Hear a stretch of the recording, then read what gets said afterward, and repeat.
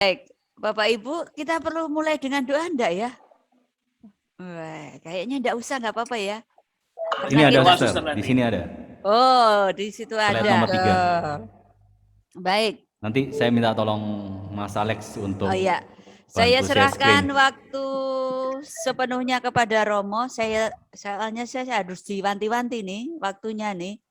Berakhir pada jam 9. 21.30. Waduh, kelamaan. Weh, kelamaan ya.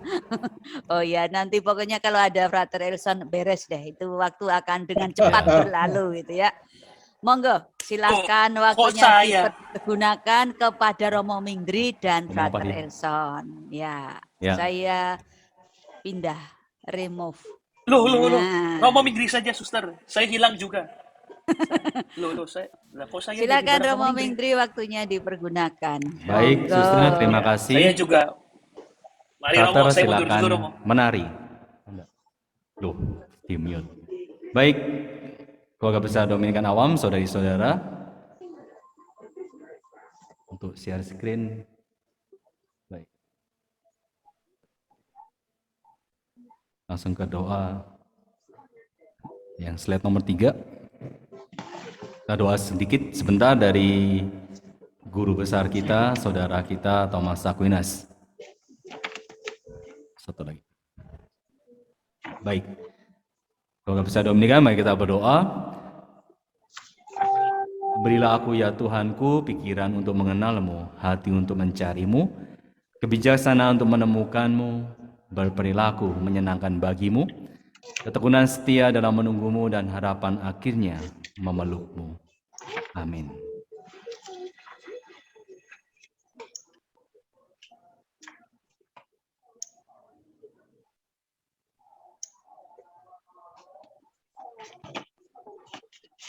Ya, saya coba semoga selesai jam 9, kemudian kita masuk ke tanya jawab saja. Semoga supaya tidak kemalaman bagi Frater untuk tidur. Baik, untuk slide nomor 4. Oh, sudah masuk ya? Sudah, ya, baik. Ya mungkin teman-teman sudah, sahabat-sahabat sudah pernah melihat tentang ini. Bahwa apa yang ditunjuk bukan kebenaran itu, bukan kenyataan. Sama juga menu itu bukan makanan dari Alan Watts. Tidak ada orang yang makan menu. Mungkin Frater pernah mungkin ya. Tidak tahu Frater di sana itu makannya menu mungkin. Atau bagaimana kita melihat bahwa menu itu hanya untuk menunjukkan kenyataan yang ada, tetapi bukan kenyataan. Nanti kita akan melihat bagaimana berdoa itu adalah sebuah realitas, sebuah kenyataan, bukan hanya menu. Sebagai seorang Dominikan kita mempunyai tradisi yang kuat dari abad ke-13, meskipun tidak ada dokumen resmi mengenai berkat Dominikan. Dan ini yang kita doakan setiap hari harusnya. Ya, ini kami mungkin dari tim segala macamnya nanti, atau mungkin dengan Frater, sedang menyusun beberapa renungan tentang berkat Dominikan, masih dalam proses. Ini dari tulisan yang saya temukan di, saya lupa, salah satu website tentang dari Romo Dominikan. Jadi bagaimana berkat Dominikan yang dimulai oleh nama Tritunggal Maha Kudus adalah penamaan Allah dalam rumusan tradisional Tritunggal Maha Kudus. Mengingatkan kita bahwa Allah adalah komunitas. Orang-orang di mana kita juga dipanggil ketika dibaptis. Jadi bagaimana sebuah komunitas tidak hanya untuk berdoa sendiri, tetapi juga mendoa sejatinya adalah membawa kita kepada persekutuan, kepada persaudaraan. Maka ini menjadi kunci juga bagi Dominikan yang menghidupi pilar komunitas. Kemudian dari berkat penyembuhan dan pencerahan yang kita mohonkan dari Tritunggal Maha Kudus, adalah bagaimana kita diminta sebagai Dominikan untuk membawa Injil ke dunia. Dan ini pewartaan kita sebagai seorang Dominikan. Maka kita diminta untuk mendapatkan perlindungan dari Tuhan, keutuhan dan kekudusan, dan pada akhirnya terang yang memampukan kita untuk membedakan kebenaran. Dan ini kita butuhkan hikmat nantinya. Apalagi yang kita butuhkan? Sabda Allah menjadi manusia. Kita membutuhkan mata, telinga, kaki, mulut untuk melihat, mendengar, memperhatikan tangisan dunia dan tangisan hati kita sendiri dan tentunya juga untuk banyak orang. Apa yang dibutuhkan oleh dunia. Nah, kalau dalam tradisi kita pernah mendengarkan, slide-nya nggak jalan. Slide nomor 8. Slide nomor 8. Ya, ini untuk menghindari internet terputus. Saya minta tolong Mas Alex untuk bantu. Slide nomor 8 ya. Ya, jadi kita pernah mendengarkan bagaimana seorang Dominikan yang selalu membawa kitab suci dan juga koran. Ini bukan hanya legenda, tapi di situ kita bisa melihat kebutuhan dunia. Dan itu juga tentunya membawa kebutuhan kita sendiri. Dan kita sebagai Dominikan dipanggil untuk masuk ke dalam belas kasih, tindakan yang menunjukkan belas kasih. Sebelumnya, yang propel toward compassionate action. Belum, satu lagi. Ya. Sebagai Dominikan, siap atau tidak siap, kita diutus untuk berkhotbah. Maka ya kontemplasi, berdoa itu menjadi penting bagi kita. Apalagi kalau orang banyak tahu bahwa kita Dominikan. Maka bukan hanya tanggung jawab, tapi menjadi sebuah gaya hidup.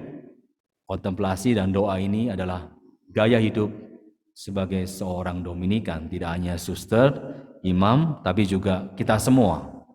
Kita semua dipanggil untuk selalu menghidupi kontemplasi, doa, dan siap untuk mewartakan kapanpun diminta.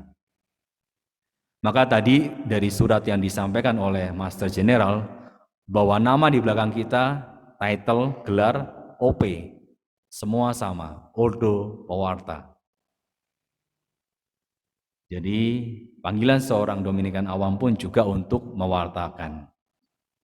Santo Dominikus, Catherine Siena, bagaimana kita memiliki dua kaki untuk berjalan di jalan Tuhan, dua sayap, yaitu cinta kasih kepada Tuhan dan sesama kita.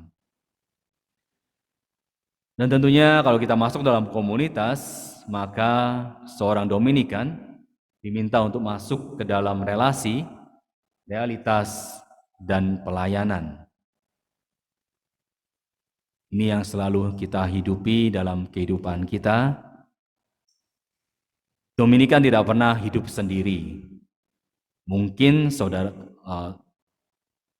kongregasi Ordo lain bisa hidup sendiri, tetapi Dominikan tidak pernah hidup sendiri. Ada sebuah cerita kalau tidak salah di misi di Filipina, provinsial mengutus pastor Dominikan untuk di tempat misi. Tetapi karena belum menemukan pastor lain yang ditugaskan, pastor yang ditugaskan di sana bukannya mengancam, tetapi meminta untuk supaya ada teman di tempat misi itu.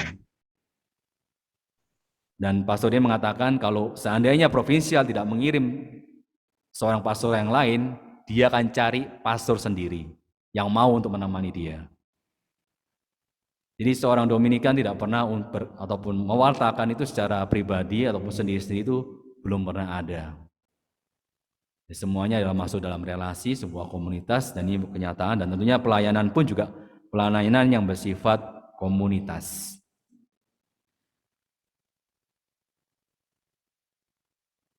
Dan kebutuhan dari seorang pengkhotbah adalah pembawa pesan perdamaian, messenger of peace.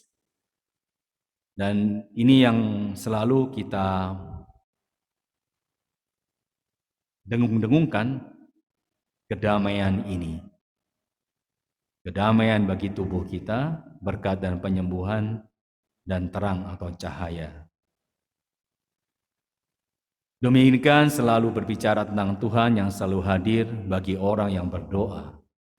Dan Dominikan, seorang penulis, Simon Tuckwell, bahwa apa yang kita hidupi ataupun doa itu adalah memang jalan ketidaksempurnaan. Satu-satunya yang sempurna adalah Tuhan, jalan kesempurnaan hanya Tuhan. Tetapi kita baru melihat, tapi jalan dalam ketidaksempurnaan itu, yaitu jalan orang berdosa, yang rendah hati, memohon kepada Allah berkenan untuk mengatasi dan mengangkat kita.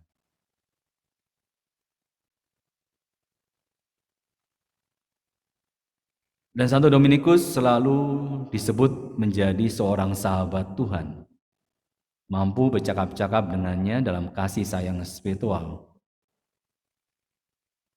Salah satu ungkapan yang dikenal dari Thomas Aquinas adalah, saya tidak pantas mendapatkan apapun, tetapi saya menerima segalanya.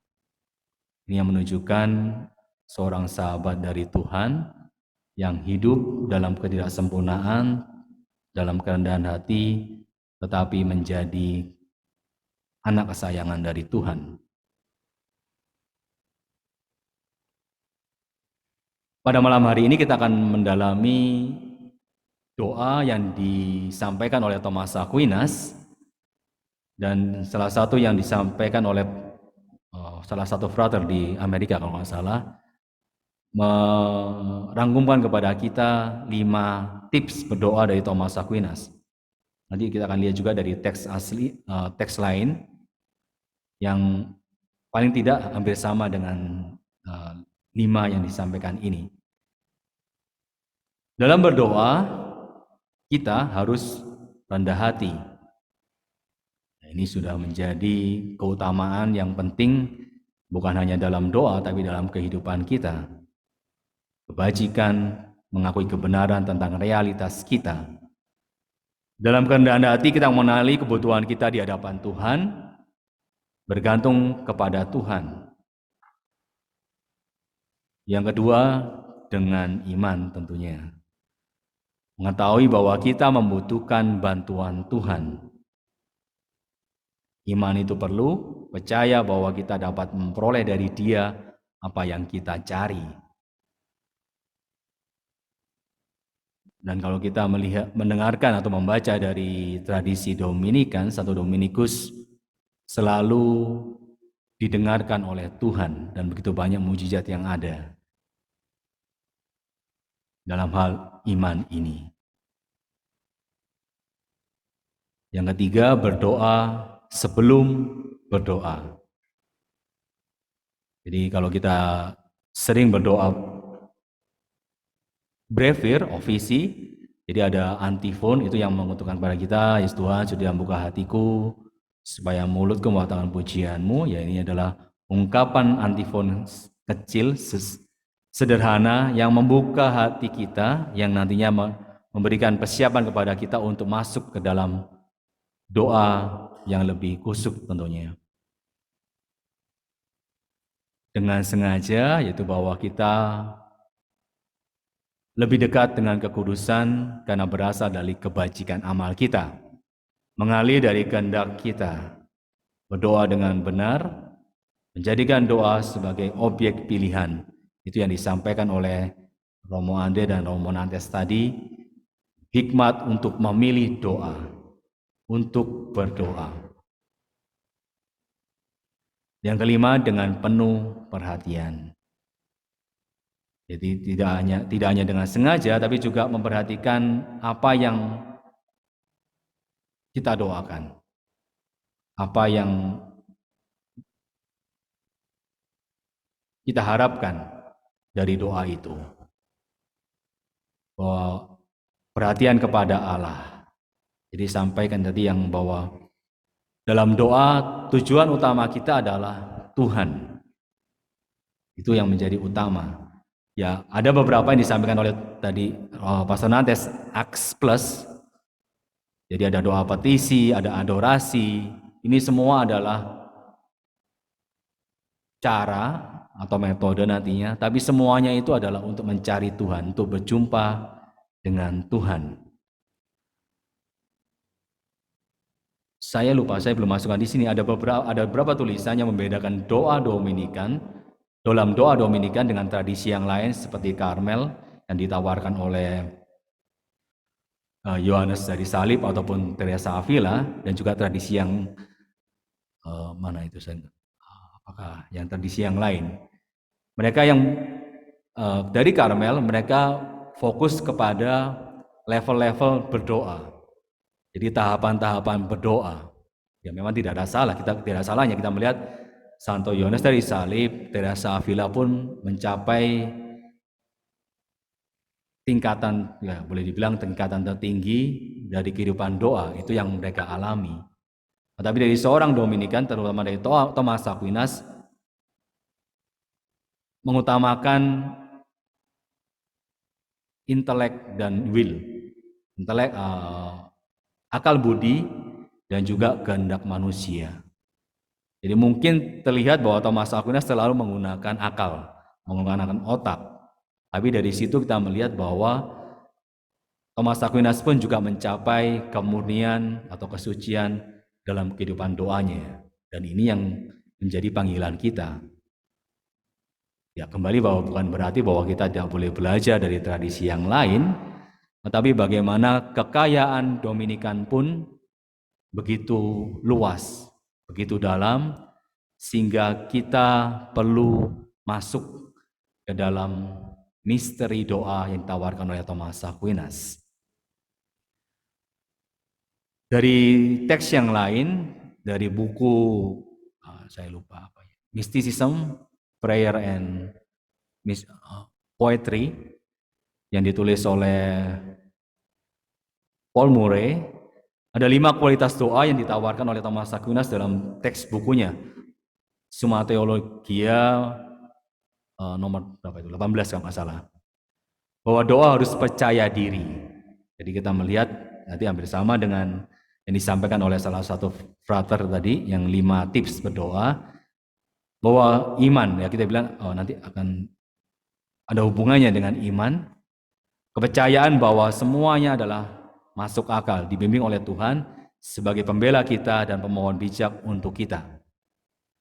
Lalu doa kita harus sesuai, sehingga dalam doa meminta kepada Tuhan apa yang baik untuk Tuhan dan juga untuk kita nantinya.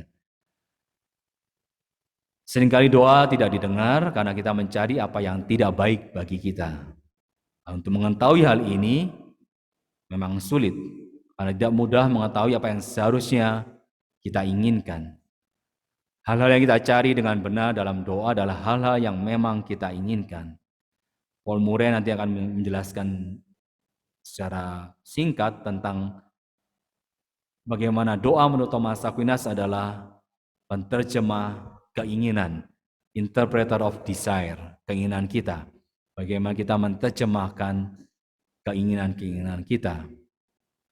Lalu doa juga harus diatur sebagaimana keinginan kita juga harus diatur, karena doa adalah ekspresi keinginan. Urutan yang benar adalah kita lebih memilih hal-hal spiritual daripada jasmani, hal-hal surgawi dibanding hal-hal duniawi. Ini hubungannya dengan choice, dengan pilihan. Maka nanti kita diminta dari pengantar bahwa kita membutuhkan hikmat untuk memilih hal-hal ini. Dan doa harus taat. Kembali kesalehan, pengorbanan dalam doa yang diterima oleh Tuhan. Pengabdian, ketekunan muncul dari kasih yang merupakan cinta terhadap Tuhan dan sesama. Dan doa harus rendah hati yang bisa disampaikan. Jadi memang hanya beda penekanan, tetapi ya dari 5 tips ini bisa saling melengkapi, tentunya semuanya bersama. Kepercayaan diri ya kita bilangnya dengan iman juga. Doa harus dengan rendah hati. Lalu dalam bukunya Paul Murray, nanti kita akan melihat bagaimana doa Bapa kami itu begitu dekat atau begitu penting dalam kehidupan Thomas Aquinas. Jadi ada prayer with confidence, itu yang ditulis oleh Paul Murray yang membahas tentang doa Bapa kami menurut Thomas Aquinas. Tuhan sebagai teladan model berdoa. Thomas Aquinas percaya bahwa Yesus Kristus menyediakan model teladan untuk berdoa, yaitu doa Bapa kami, Taman Getsemani. Kemudian bagaimana doa-doa ini mengajarkan kita untuk berdoa. Dan Thomas Aquinas memperjelas pemahaman ini tentang secara umum untuk melihat sejauh mana kita masuk ke dalam doa Kristus itu sendiri. Ketika kita berdoa, kita tidak memberitahu Tuhan tentang sesuatu yang tidak diketahuinya. Dan tentunya sebagai manusia, kita tidak berusaha untuk mengatur Tuhan atau berusaha untuk membengkokkan kehendak Tuhan demi tujuan kita.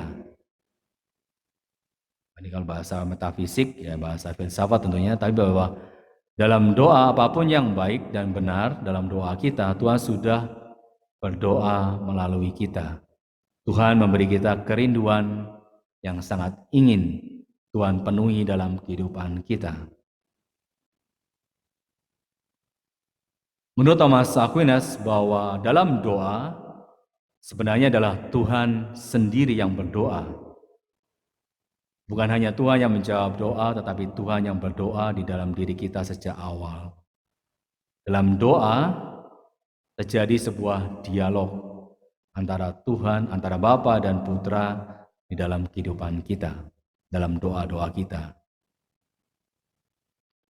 Thomas berdoa tidak hanya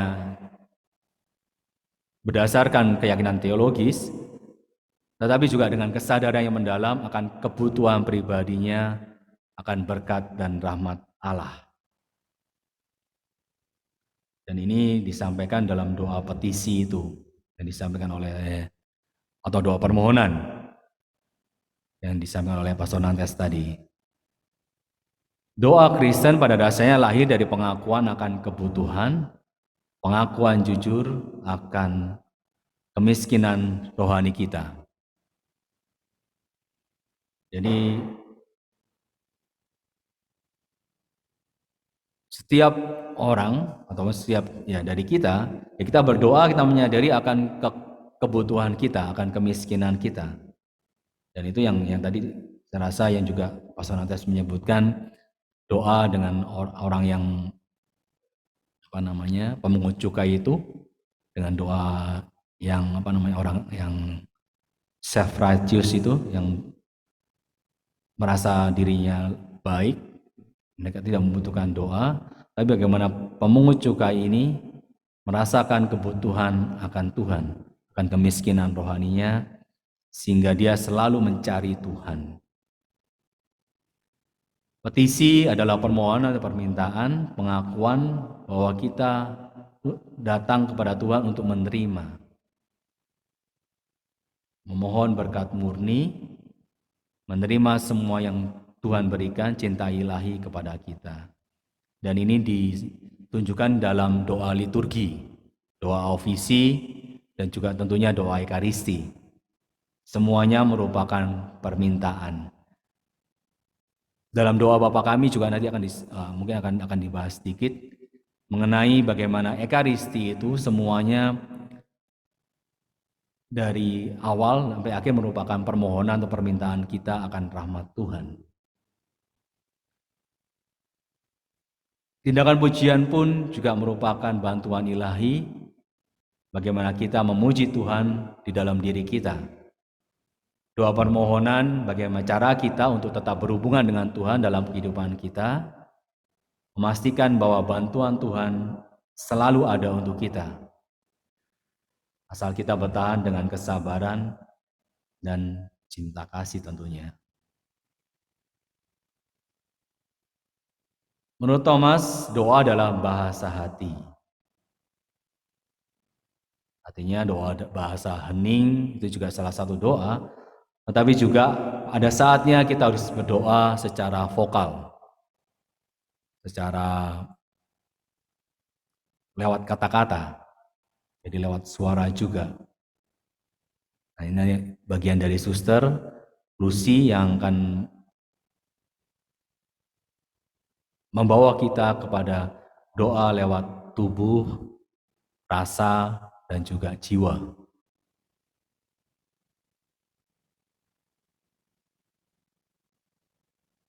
Dan bagaimana Dominikan atau Dominikus, ya dari tradisi Dominikan menunjukkan kepada kita 9 cara berdoa.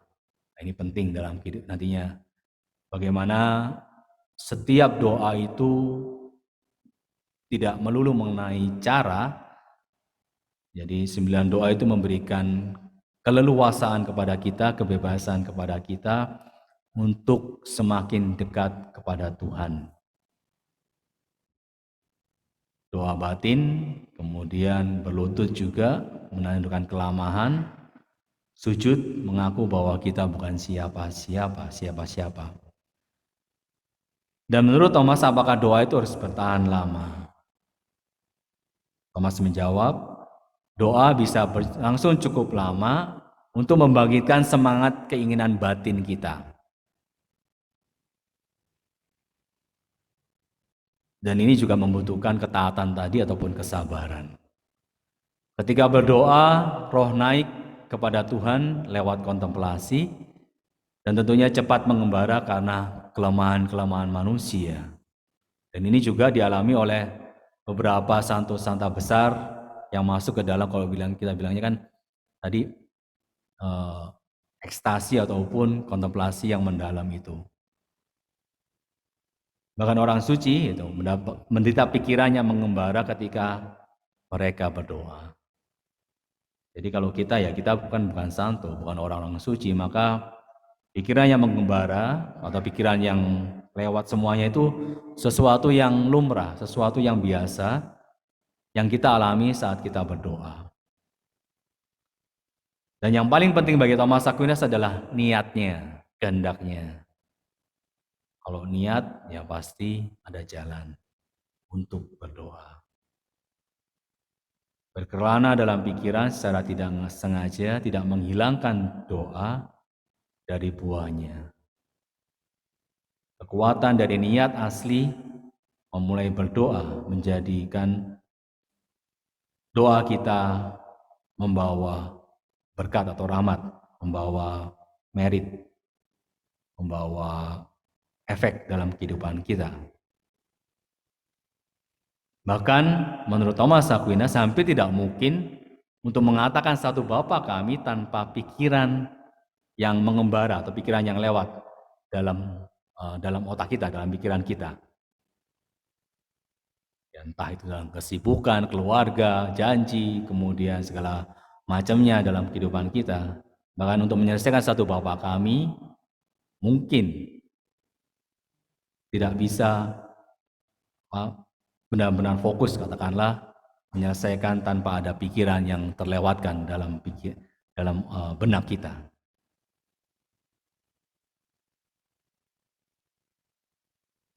Menurut Thomas Aquinas, dalam 3 kualitas doa ada singkat, lengkap, dan efektif. Ya, jadi tadi pagi kalau nggak salah, atau kemarin ya, Suster Lisa mengingatkan kita bahwa doa kita adalah harus singkat dan kuat ya, breviter. Jadi harus dengan semangat, tapi juga singkat. Singkat memungkinkan siapa saja untuk mempelajari doa. Jadi siapapun bisa berdoa. Benar untuk mengajukan petisi lengkap, efektif karena kelengkapannya dan otoritas penulisnya. Doa harus ditujukan kepada Tuhan saja, seperti kepada orang yang memenuhi doa-doa. Dan Aquinas mencatat bahwa doa harus ditujukan kepada akhirnya untuk memperoleh rahmat dan kemuliaan. Jadi bukan hanya berdoa untuk mencari pengalaman, mencari buah-buah, ataupun apa istilahnya penghiburan dan segala yang ada, tetapi harus sampai kepada Tuhan, kepada rahmat dan kemuliaan Tuhan. Itu yang selalu diutamakan oleh Thomas Aquinas. Jadi kalau kita melihat kan Thomas tidak pernah mencari penglihatan.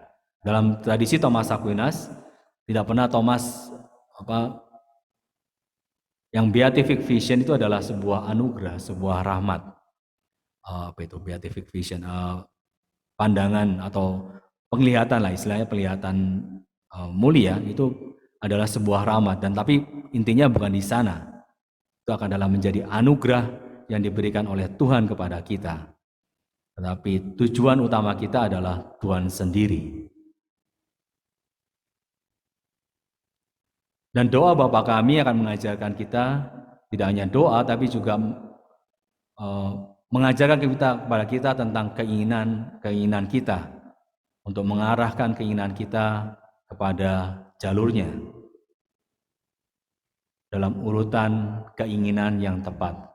Ya, desire itu bilangnya desire yang sesuai dengan tempatnya, keinginan yang sesuai dengan posisinya atau tempatnya, sehingga kita akan melihat bagaimana urutan-urutan dalam doa Bapa kami itu menjadi penting dalam kehidupan sehari-hari kita, juga kehidupan doa kita menurut Thomas Aquinas. Lalu dalam bukunya yang Paul Murray yang mistik tadi, mysticism dan poetry, itu menyebut tentang hikmat, kebijaksanaan dalam berdoa. Dan ini salah satu teks doanya, summary-nya, berilah aku Tuhan Allahku kecerdasan dalam mengenalmu, ketekunan dalam mencarimu, kebijaksanaan dalam menemukanmu. Wisdom in finding you. Jadi untuk menemukan Tuhan kita membutuhkan kebijaksanaan. Dan ini membutuhkan tekad baik, pikiran dan hati untuk menyerahkan segalanya kepada Tuhan. Doa diucapkan untuk meminta pengetahuan tentang Tuhan.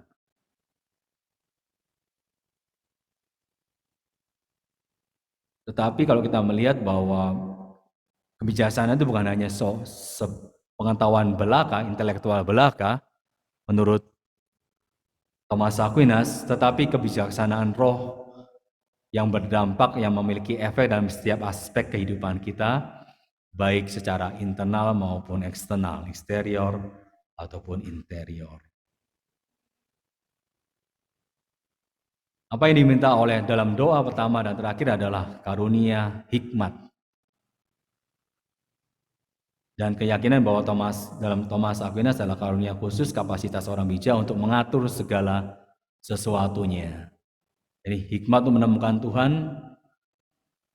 bagaimana manusia itu bisa mengatur semuanya sesuai pada tempatnya.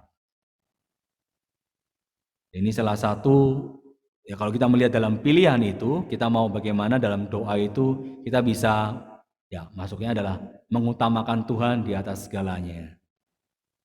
Jadi salah satu rahmat yang diberikan dalam doa, dalam hikmat itu adalah untuk bisa mengatur segala sesuatunya pada porsinya nantinya. Individu yang benar-benar bijaksana adalah orang yang mengenal Tuhan sebagai, ini adalah highest cost bahasa filsafat, adalah ya sebagai pencipta, sebagai yang mengawali segalanya, penyebab tertinggi yang memulai segalanya. Dan memahami penyebab lainnya adalah karena ada hubungannya dengan Tuhan. Sehingga maka ada hubungannya dengan menempatkan sesuatu semuanya secara teratur dalam porsinya.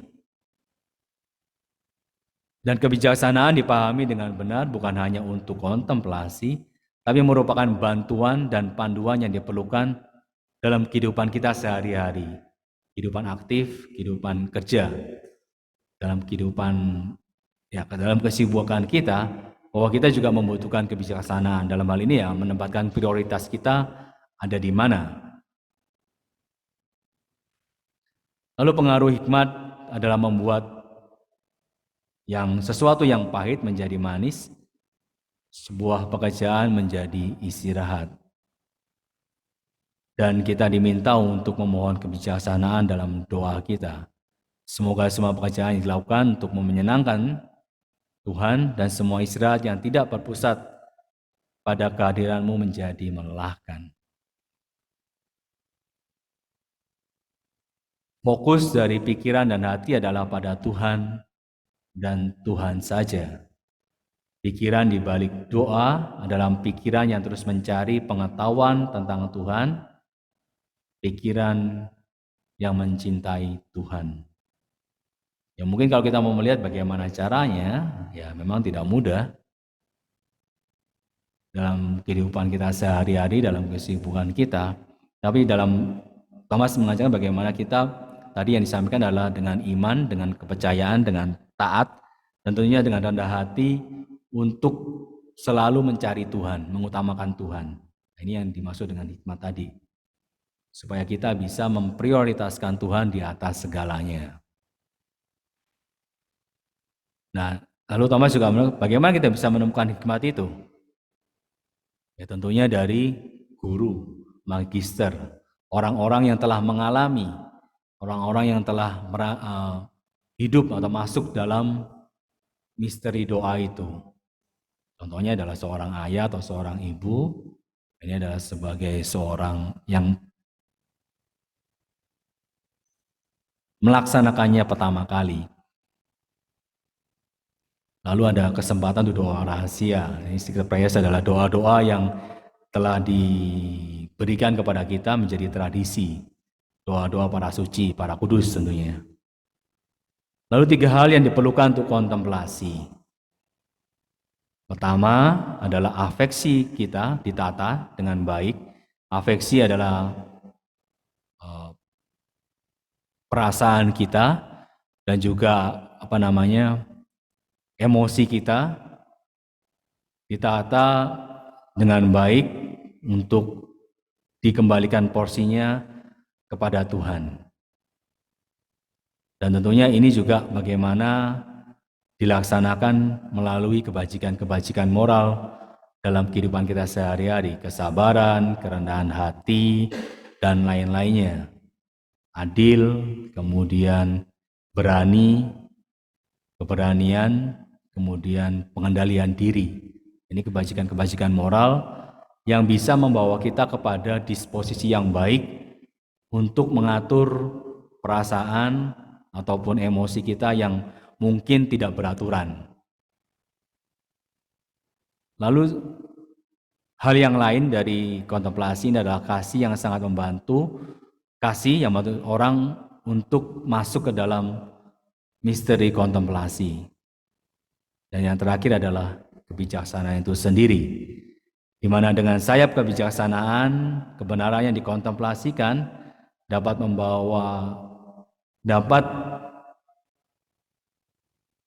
mengatur ataupun masuk ke dalam kebenaran ilahi yang sebenarnya.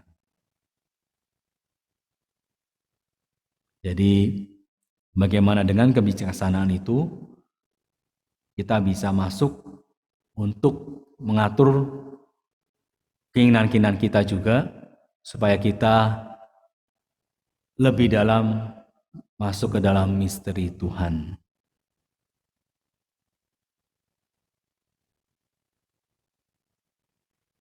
Ya, mungkin begitu sebentar. Ada pertanyaan mungkin sebelum kita masuk sedikit tentang doa Bapa kami. Semoga tidak lama, masih 20 menit.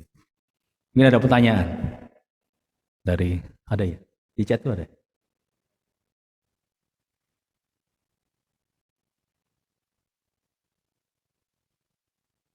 Melihat energi. bagiannya Suster Lucy nanti. Ada pertanyaan yang mungkin menggelitik? Ada di chat mungkin?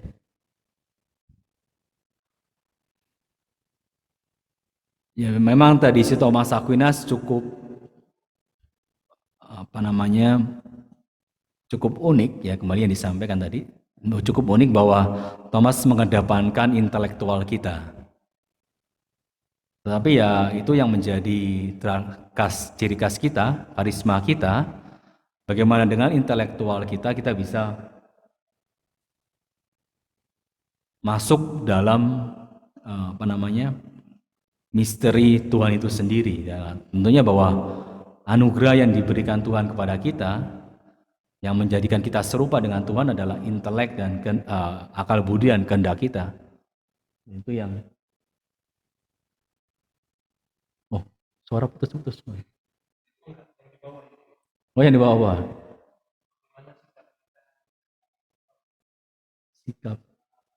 Sikap kita. Sikap kita saat berdoa. Ya kembali kalau kita melihat dari tradisi Dominikan, katanya tradisi. Jadi 9 cara berdoa itu ya adalah tradisi yang tentunya juga Santo Dominikus menghidupi itu, dan itu yang dilihat oleh para saudara Dominikan pada saat itu. Jadi kalau kita mau bilang sikap itu tidak ada dari Thomas Aquinas, Dominika 9 cara berdoa pun bukan sebuah, kalau dibilang pakem. Pakem bahasa Indonesianya apa? Sebuah hal yang mati yang harus kita ikuti, benar-benar harus kita ikuti, bukan itu. Dari berapa imam penulis Dominikan bahwa doa itu menjadi sebuah ungkapan hati nantinya, sebuah ungkapan hati, sebuah ungkapan keinginan. Ya, tadi juga saya kan dibilang adalah interpreter of desire, sebuah bagaimana kita menerjemahkan keinginan-keinginan kita. Jadi ada kalanya kita diminta, menurut Dominikus, ada kalanya Santo Dominikus berdoa sambil tiarap. Ada kalanya Santo Dominikus berdoa di hadapan salib. Tetapi kembali bahwa itu adalah sebuah dorongan hati pada saat itu. Dan itu yang harus kita bangun. Jadi jangan fokus kepada sikap kalau kita mau bilang, tapi fokuslah kepada suara hati, dorongan hati yang ada pada saat itu. Nah kalau kita bilang tadi kan menu itu bukan makanan kan, nah, kalau kita menu itu bukan, jadi sikap apapun selama itu membawa kita lebih dekat kepada Tuhan, itu menjadi ungkapan doa atau menjadi doa kita. Jadi jangan sampai, ini dari tradisi Dominikan, jangan sampai kita jatuh dalam hanya kepada sikap ataupun ya kalau untuk tidak meremehkan Karmelet, artinya bahwa tradisi Karmelet fokus kepada level. Kita jangan sampai masuk ke dalam situ sesuai dengan tradisi Dominikan. Tetapi bagaimana kita masuk dalam pengalaman bersama Tuhan, kontemplasi itu adalah relasi bersama Tuhan. Itu yang harus kita mohonkan dalam kehidupan doa kita. Ya, nanti besok Suster Lucy akan lebih menjelaskan bagaimana kita berdoa dengan tubuh, dengan rasa juga. Bisa duduk, berdiri, ada yang mau tiduran sampai tertidur, kontemplasi mendalam katanya. Itu juga artinya bahwa kita berdoa dengan seluruh tubuh kita, tetapi juga kita harus peka, kalau kita bilangnya itu mungkin peka, untuk mendengarkan dorongan hati pada saat itu, supaya bisa kita mendekatkan diri kepada Tuhan. Pikiran sering melayang, ya itu tadi. Kalau pikiran yang tadi kan memang kita harus fokus, satunya dengan sengaja fokus, kemudian apa lagi? Ya, dengan penuh iman. Jadi kalau kita mau pikiran melayang, ya tadi disampaikan bahwa tidak sebagai manusia mungkin ada yang satu dua orang, bahwa ada yang mendoakan Bapa kami secara penuh tanpa ada pikiran yang melayang, pikiran terbang kemana-mana itu mungkin ada, mungkin, tapi ya tidak banyak. Nah, saat itu terjadi pikiran yang melayang, pikiran yang terbang, ya kita kembalikan fokus kita. Tidak perlu kita depresi dan segala macamnya, kemudian bahkan untuk menjadikan kita tidak mau berdoa lagi karena pikiran melayang, bukan itu. Tapi ya tetaplah kita berdoa. Dengan pikiran yang melayang itu, ya tentunya kita selalu memohon kepada Tuhan, yaitu mohon rahmat Tuhan itu tadi, kebijaksanaan, hikmat, supaya kita bisa mengatur, memprioritaskan Tuhan di atas pikiran-pikiran yang melayang itu. Jadi biarkan, ya bukannya dibiarkan, tapi bagaimana pikiran melayang itu kita persembahkan kembali kepada Tuhan, ya Tuhan sendiri yang akan membimbing atau mengarahkan doa yang pikiran-pikiran kita itu kepada tempatnya, kepada porsinya. Tapi yang pasti bahwa jangan sampai kita meninggalkan doa. Itu saja. Mengenai doa, bahasa roh. Tradisi Dominikan, tradisi Thomas Aquinas tidak ada bahasa roh. Saya belum pernah menemukan.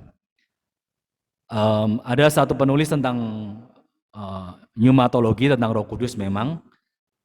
Siapa namanya itu? Bukan Lagrange.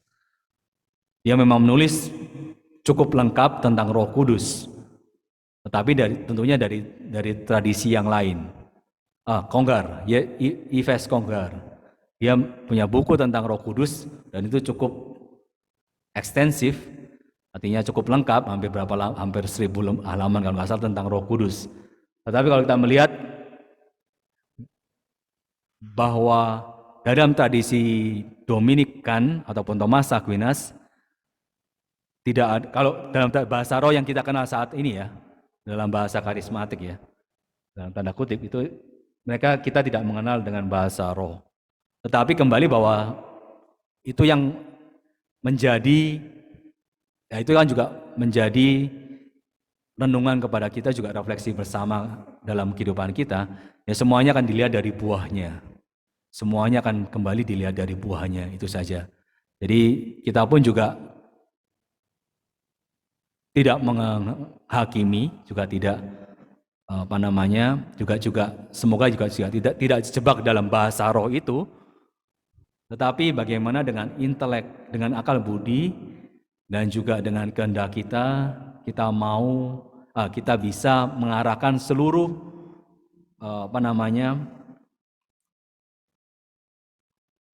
keinginan-keinginan kita untuk sampai kepada Tuhan. Jadi kembali jangan berfokus kepada bahasa rohnya, tetapi fokuslah kepada Tuhan itu sendiri. Tadi yang disampaikan adalah rahmat dan kemuliaan Tuhan.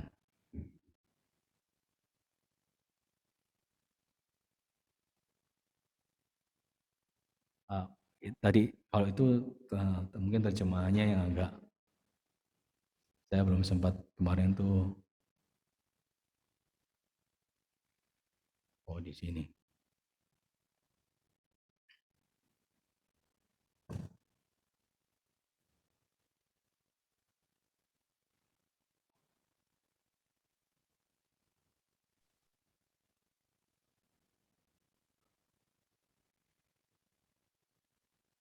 Kalau dalam bahasa Inggrisnya adalah Bapa kami itu tidak mengajarkan kita hanya tentang berdoa, tetapi juga right desire.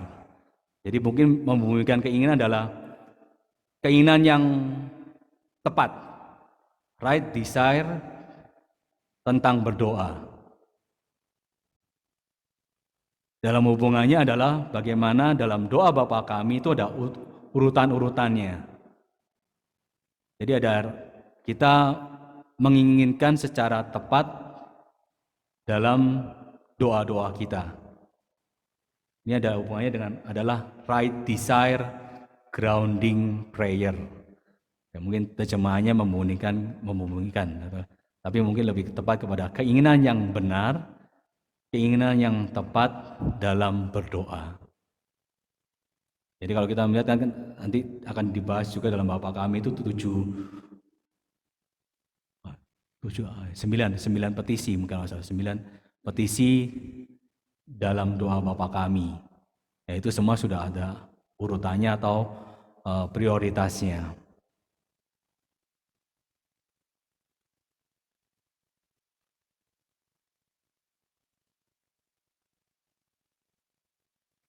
Ya, mengapa kita harus memohon kepada Tuhan? Dalam petisi tadi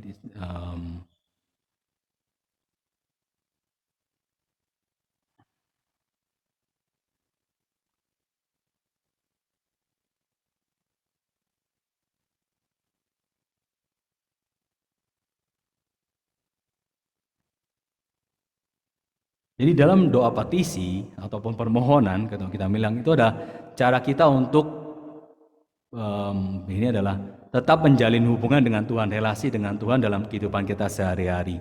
Bahwa kita membutuhkan bantuan Tuhan. Dan tentunya kalau kita mau bilang, ya memang Tuhan Maha tahu, kan? Tuhan Maha tahu apa yang kita butuhkan. Tetapi bagaimana kalau dalam kehidupan kita bahwa kita mempunyai desire, keinginan yang tidak beraturan tadi.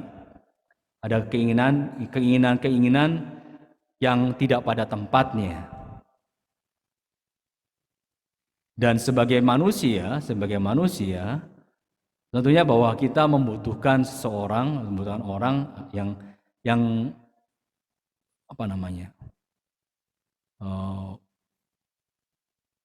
yang bisa mengarahkan kita kembali kepadanya, kepada Tuhan dalam hal ini. Dan tentunya kalau sebagai manusia pun kita juga tidak akan mau untuk didikte oleh Tuhan, kan tidak ada. Ya, kita mempunyai kebebasan, katanya punya kehendak bebas. Dengan kehendak bebas pun kita pun meskipun semua Maha tahu, kalau Tuhan pun Maha tahu segalanya, kita di sini apakah kita juga akan mau mengikuti? Belum tentu juga. Karena kembali kehendak bebas kita itu, yang katanya itu yang paling utama. Tetapi kalau kita melihat dalam permohonan itu yang menjadi kunci adalah bukan, kalau menurut Thomas Aquinas adalah untuk menjalin hubungan, tapi bukan semata-mata konten atau isi dari permohonannya. Tetapi sebagai manusia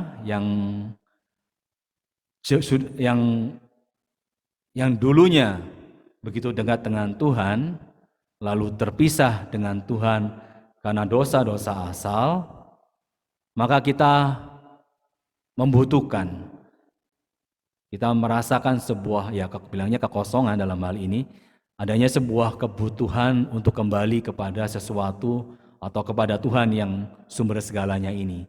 Maka kita menyampaikannya kepada Tuhan lewat doa-doa permohonan kita.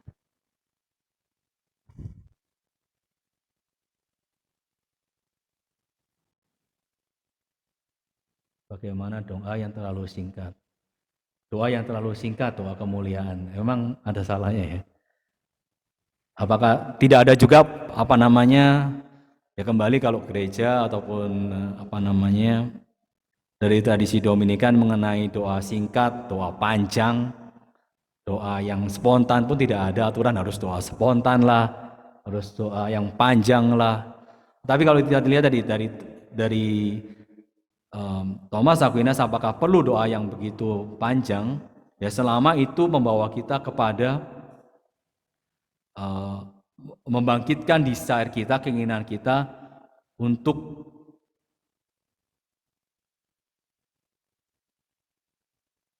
doa bisa berlangsung lama untuk membangkitkan semangat keinginan bangkitin kita. The interior desire, jadi keinginan kehidupan interior kita itu yang harus kita utamakan.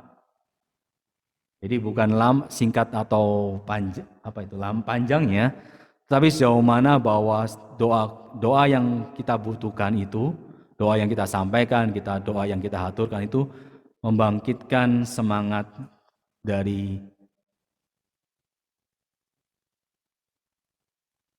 keinginan batin kita, interior desire bilangnya.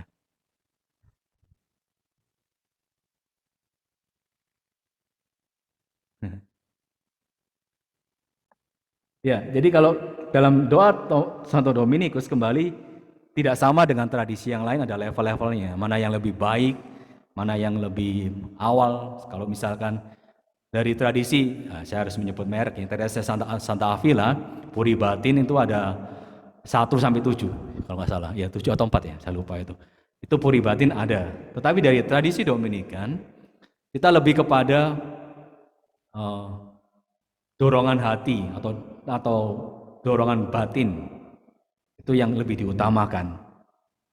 Jadi tidak semata-mata nanti kita misalkan ya, sudah level 1, misalkan sudah level 4 misalkan ya itu menurut kita kan sudah level 4, kembali ke 1 lagi, wah kita sudah sudah gundah gulana segala macamnya, sudah bingung kenapa kita turun tingkat gitu kan, naik kelas gitu kan, enggak. Tapi bagaimana Santo Dominikus itu pun yang saat disaksikan oleh saudara-saudaranya itu bahkan Santo Dominikus kan doa itu setelah bekerja, bahkan menghabiskan waktu lama untuk berdoa, mengurangi waktu tidur bahkan waktu itu, tetapi tidak fokus kepada salah satu cara. Kembali kalau kita tidak fokus salah satu cara ataupun level tertentu, tetapi lebih fokus kepada relasinya bersama dengan Tuhan. Itu yang harus diutamakan, relasi dengan Tuhan. Dan bagaimana relasi pada waktu kita berdoa itu, dorongan batin itu yang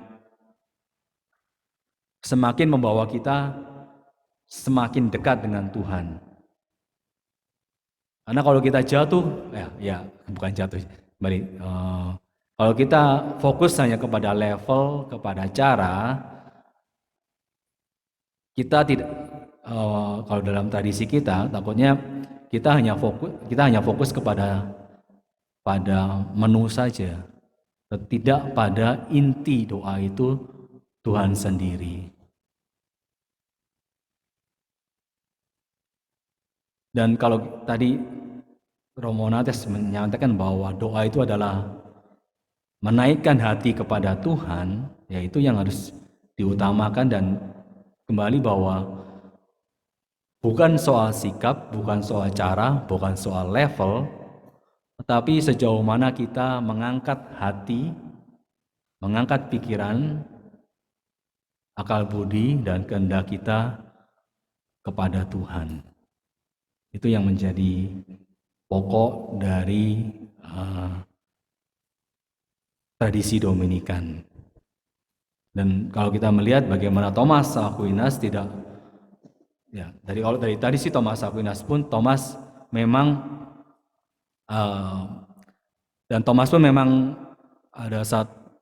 ini salah satu tradisi juga, bahwa Thomas juga berdoa di hadapan Sakramen Maha Kudus dan di bawah salib untuk mendapatkan, boleh dibilang, inspirasi untuk menulis Summa Theologia. Dan Thomas juga meluangkan banyak waktu di situ untuk berdoa di hadapan Sakramen Maha Kudus ataupun di bawah salib. Tetapi apakah itu yang menjadi salah satu cara? Tidak. Thomas tidak pernah mengatakan hal itu. Santo Dominikus juga begitu. Kalau kita melihat pun, kalau Santo Dominikus tidak pernah meninggalkan banyak tulisan, bahkan 1-2 kata saja, 1-2 kalimat yang ditinggalkan. Jadi ini di sini kalau masalah ini. Tadi senjatailah dirimu. Itu mungkin tradisi yang kita terima. Ya itu saja. Tapi lainnya adalah gaya hidup yang diberikan. Tetapi kita tidak melihat itu sebagai pakem atau harga mati yang harus dihidupi sebagai seorang Dominikan. Jadi Dominikan selalu mencari, terutama untuk menemukan kebenaran. Kebenaran bukan milik seseorang, dan itu adalah menjadi komunitas, milik komunitas. Maka Dominikan itu selalu berusaha untuk menggali kekayaan, menggali kebenaran untuk sampai kepada Tuhan. Jadi untuk Dominikan ya itu kembali bahwa cobalah kita masuk dalam misteri doa ini, tidak fokus ke dalam sikap ataupun cara, metode, kemudian level dan segala macamnya. Ya mungkin intinya kalau mau ya doalah gitu loh. Lihatlah, dengarkan, rasakan, masuk ke dalam interior, dalam batin kita, dorongan hati kita. Nah, itu yang menjadi penting dan itu butuh hikmat. Ya kembali, bagaimana hikmat dalam berdoa itu akan membawa kita sampai kepada menempatkan prioritas-prioritas yang seharusnya. Nah, itu yang disampaikan oleh Thomas Aquinas bahwa kebijaksanaan untuk memilih, untuk menentukan mana yang menjadi prioritas, menjadi yang harus diutamakan dalam kehidupan kita. Habis pertanyaan. Ya kalau gitu habis juga daripada. Karena mungkin Bapak kami akan bisa dibaca ataupun untuk waktu lain karena itu cukup banyak. Jadi Paul Murray menulis, Paul Murray ada bukunya. Saya rasa ya nanti mungkin siapa yang mau menerjemahkan silakan. Judulnya kalau nggak salah Confidence with Prayer. Apa judulnya kemarin tadi? Praying with Confidence, salah. Praying or Prayer with Confidence. Ini Thomas Aquinas on Our Father, Praying with Confidence. Jadi bagaimana Bapa kami itu menjadi bukan hanya harta, tapi menjadi fokus karena itu menjadi doa Kristus dan itu harusnya menjadi doa kita sendiri. Dan Paul Murray akan membawa kita masuk ke dalam misteri doa Bapa kami dan itu ada hubungannya dengan urutan, order. Nah, itu yang akan membawa kita kepada mengatur kehidupan kita, menafsirkan keinginan. Ini salah satunya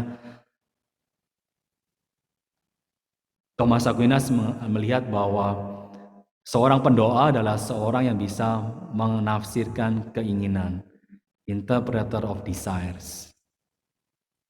Jadi bagaimana keinginan kita itu diatur sedemikian rupa untuk sesuai dengan order, urutannya, tata aturannya.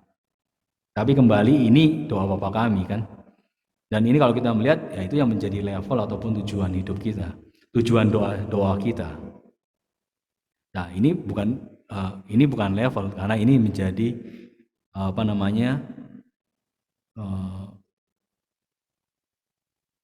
sejauh mana kita masuk ke dalam misteri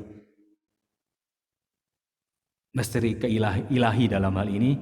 Ya, saat bagaimana kita menyebut Tuhan kita sebagai Bapa, kemudian kita memuliakan Tuhan, nama Tuhan. Dan ini semua doa Bapa kami adalah dihidupi oleh semua umat Kristen, tidak hanya salah satu tradisi. Dan ini begitu kaya menurut Paul Murray dan juga Thomas Aquinas. Ya, mungkin begitu dari saya. Mungkin ada pertanyaan secara online ataupun offline.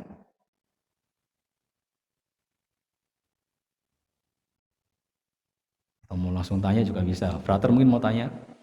Oh, cukup Romo. Sudah jelas. Cukup jelas Masa? Romo.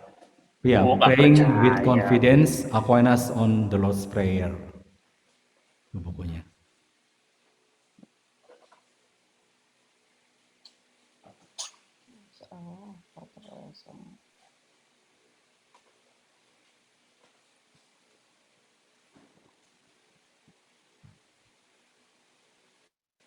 Baik, moderator.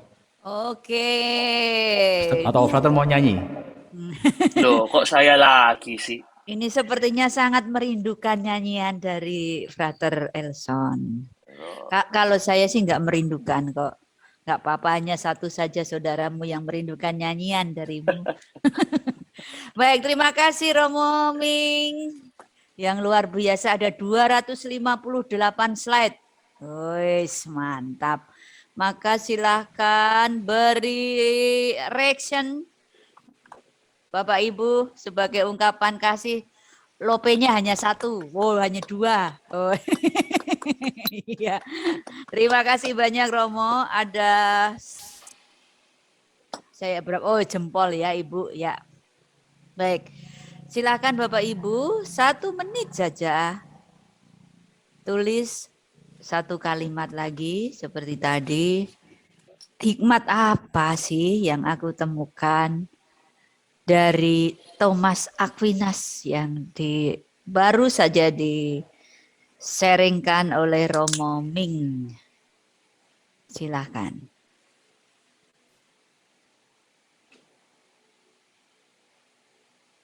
Dan berikutnya telah siap di layar kaca kita masing-masing, Frater Elson. Dipersilahkan, Frater.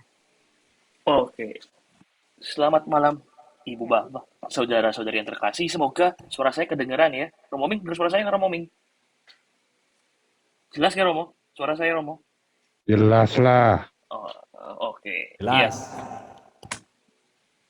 iya. Hari ini kita mulai retret. Saya diberi tugas ini sama panitia untuk menghantar doa malam sebelum doa kompletan. Bapak Ibu, saudari-saudari yang terkasih, doa kadang-kadang menjadi sulit, doa kadang-kadang menjadi permasalahan kita, tapi kadang-kadang doa menjadi kekuatan juga, gitu ya.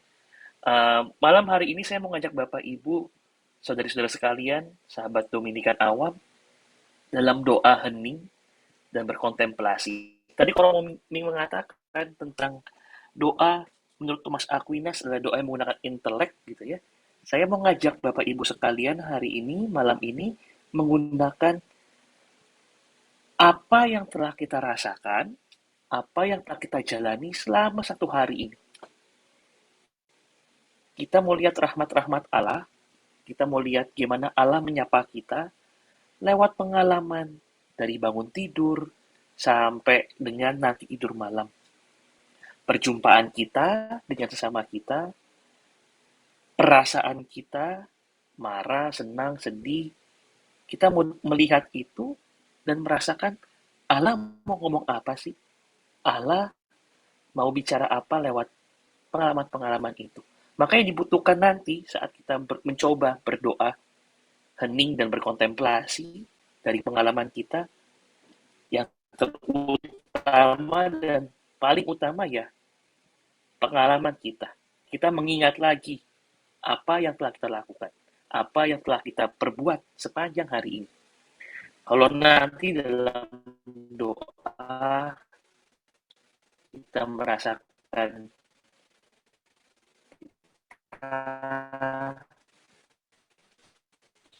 menyedihkan hati orang, atau kita ngerasa kita bahagia hari ini, kita bersyukur karena Allah telah menyapa kita lewat pengalaman itu. Tapi yang akhirnya kita mau lihat seluruh hidup kita, seluruh perjalanan hari kita adalah kasih dari Allah, adalah rahmat yang perlu kita syukuri. Maka doanya nggak perlu lama-lama gitu ya, nggak perlu sejam, 2 jam, 30 menit, enggak. Tapi kita mau lihat, kita mensyukuri perjalanan kita hari ini. Kita mensyukuri apa yang boleh terjadi dalam hidup kita. Maka saya punya video singkat menghantar doa itu. Pak Alex, Pak Theo di Rawaseneng mungkin bisa dimulai gitu ya. Uh, kita ambil posisi yang duduk yang enak dulu gitu ya. Setelah mendengarkan Om Oming menjelaskan, sekarang saat kita mempraktekkan gitu ya, menggunakan pikiran, akal budi, menggunakan indera yang kita miliki, merasakan kehendak Tuhan. Tuhan tuh ngomong apa sama kita? Silakan, Pak Alex.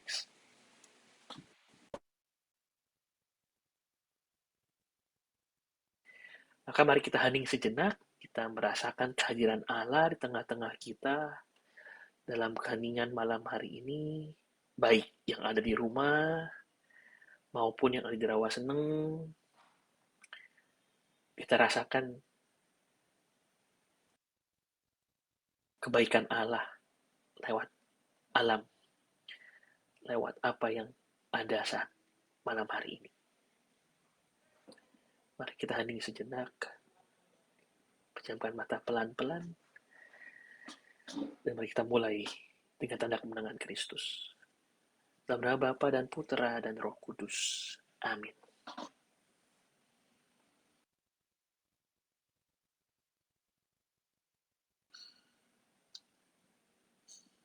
Allah, kami kembali ke hadirat-Mu, memohon belas kasih dan pengampunan atas segala kekurangan dan kelemahan kami. Pada malam hari ini kami kembali kepadamu, kami mau mensyukuri apa yang boleh kami alami. Maka hadirlah di tengah-tengah kami, hadirlah dalam diri kami, dan bantulah kami untuk dapat melihat, merasakan kebaikan-Mu dalam setiap pengalaman hidup kami.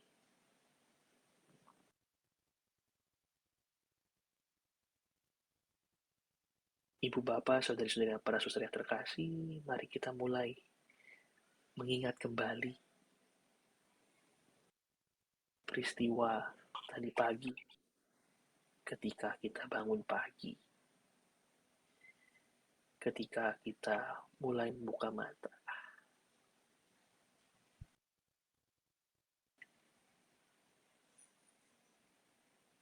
Kita syukuri hari yang baru yang Allah berikan kepada kita.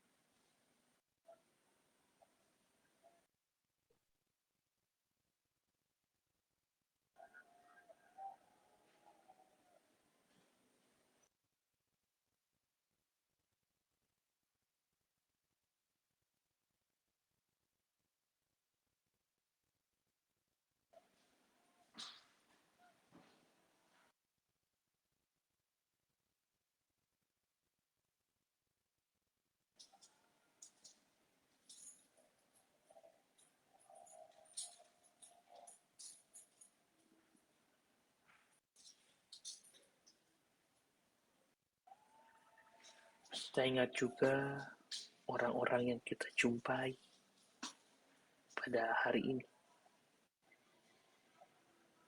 Perjumpaan yang akhirnya memberi makna dalam hidup kita. Perjumpaan di mana kita melihat wajah Tuhan lewat sesama kita.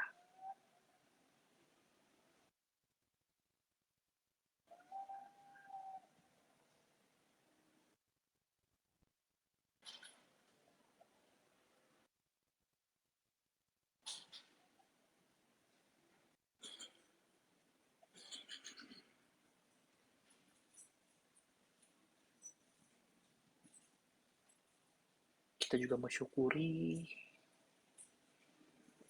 retret hari ini sesi yang kita jalani pada hari ini. Hal-hal baru yang kita terima.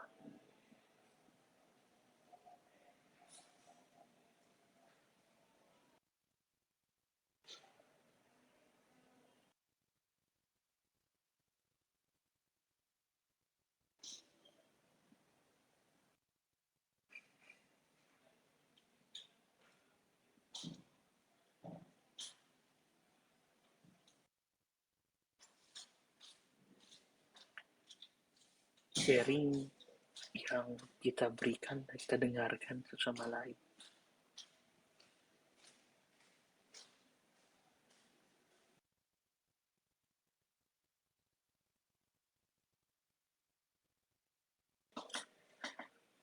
Hal baru yang membuat kita semakin dekat dengan Tuhan.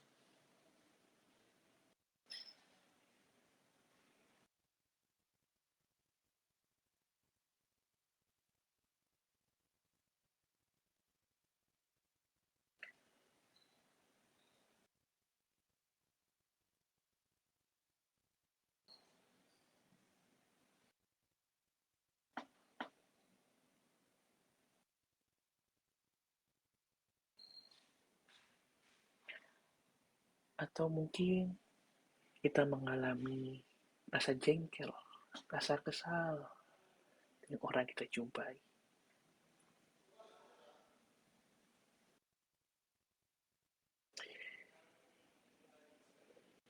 Kita syukuri semua itu. Dan kita membawa kehadirat Allah.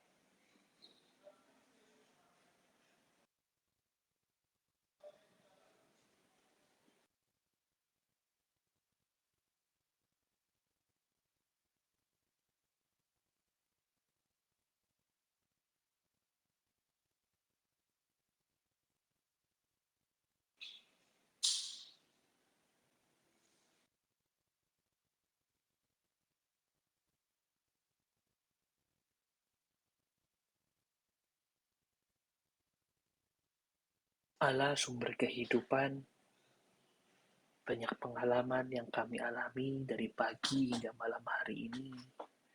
Banyak hal yang boleh kami terima. Kami sungguh bersyukur untuk itu semua.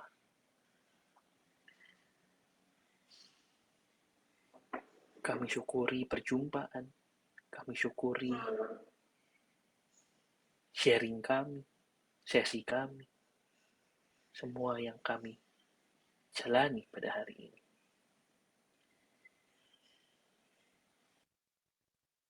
Sebentar ya Bapak, kami akan istirahat malam. Kami mohon perlindungan dan belas kasih-Mu. Jagailah kami, berikanlah kami kesegaran lewat istirahat malam hari ini.